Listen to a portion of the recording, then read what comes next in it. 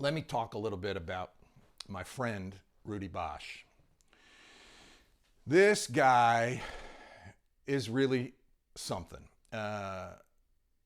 He did things for the show that still today people don't realize, I think.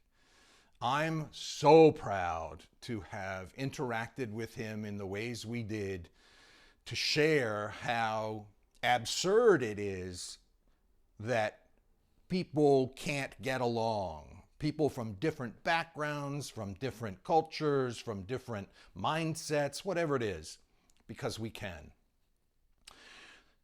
Those people who put Survivor together chose Rudy because they knew he was a crotchety old bastard, a 72-year-old Navy SEAL who they counted on kind of being really absolutely incapable of bonding with the army guy who happens to be gay, never mind fat, me, on Survivor. So instantly on the boat, I looked at Rudy and made him part of my alliance. We hadn't even been kicked off the boat to start the show yet.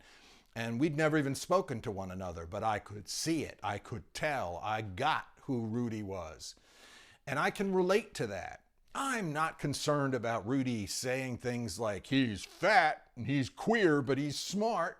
That doesn't, people thought, oh, how did you handle that? Why didn't you take his head off? Because it's freaking true. I'm fat and I'm queer and I'm smart. I loved it. He's amazing. And I love and respect people who shoot from the hip and say what they're really thinking. This superficial nonsense crap is for the birds. And Rudy had none of it in him.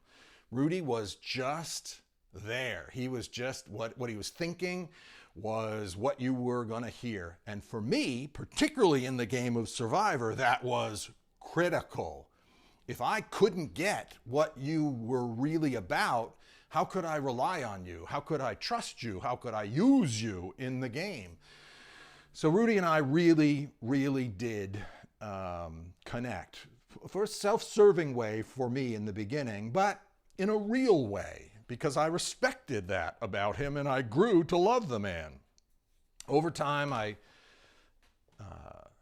loved watching him participate and enjoy the fame that he got from the show. And I got to know his family and his wife, and it was really sad when Marge passed away. And then Rudy himself, moved into a period in his life where he was less able to interact with those of us around him. Whatever kind of dementia or Alzheimer's he was suffering from went on for quite some time.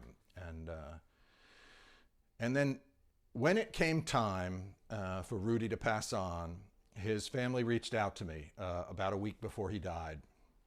And this is an awful kind of story, but I want you to know it because I want you to understand a little bit more about just how detached are these people behind the show who are making money from it.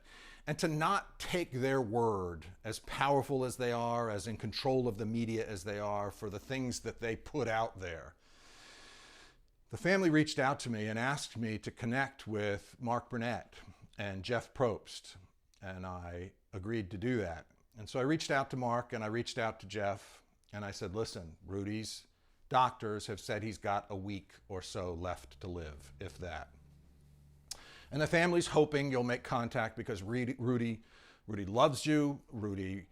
You became a big, big part of Rudy's life, and Rudy respects you. And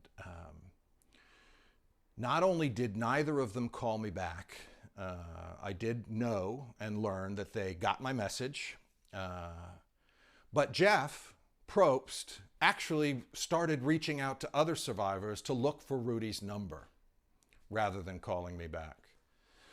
What does that tell you about him? What does that tell me about him? Well, they didn't have Rudy's number, these other survivors, because they didn't stay in contact with him. They didn't even know him. Some of the people that Jeff reached out to hadn't been on a show with Rudy.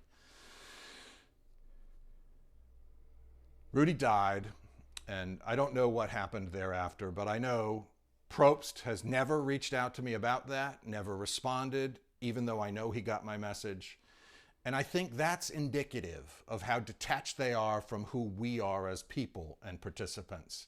They don't care about any of us. They're doing their thing to make the show, and more power to them. I don't care.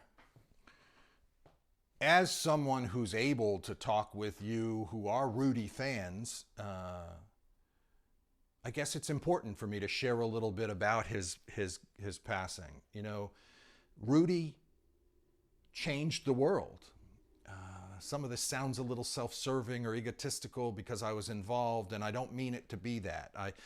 I'm trying to talk about the facts, and the facts are that this 72-year-old Navy SEAL and this gay, younger Army guy connected. And in our doing that in front of you, in front of the world, we changed some minds. We made history. We helped people see that you need not be enemies because you're different. You need not be at each other's throats because you think differently or hold different beliefs or have different sexual orientations or are just different people. And I think that was a big, big lesson that Rudy was able to help the world understand. Well, less than a week after I got that call from his family, Rudy did die. He passed on, and they had a wonderful, amazing service for him in Virginia Beach, and his daughters and family, I'm sure, miss him terribly, and I'm sure he's at peace. But he lived a wonderful life. He's a really great guy, and you know, I think Survivor, the game, and the opportunity for the world to get to know who he was a wonderful thing.